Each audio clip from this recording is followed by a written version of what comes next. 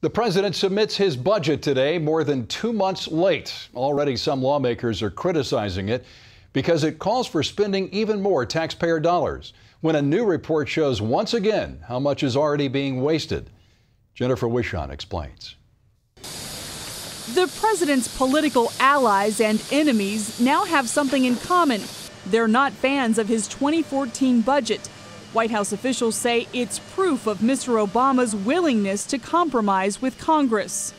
We need to grow the economy and create jobs. That's the #1 objective.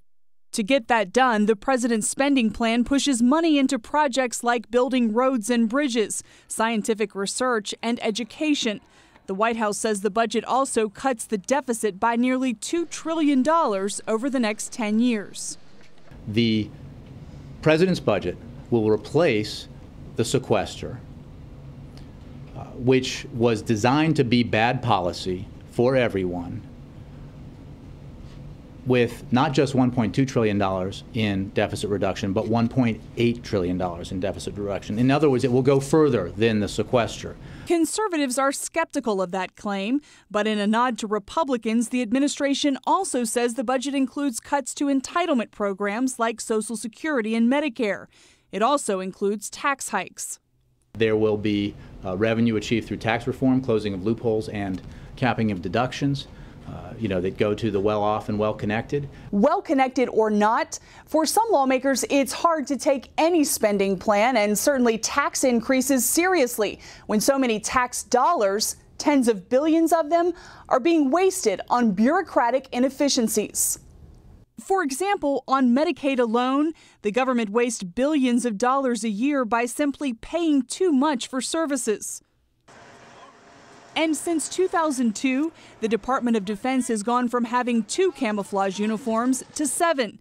That costs tens of millions more and also makes it more difficult for service members to identify one another in combat. It's one of dozens of recommendations offered by the Government Accountability Office to cut back government waste.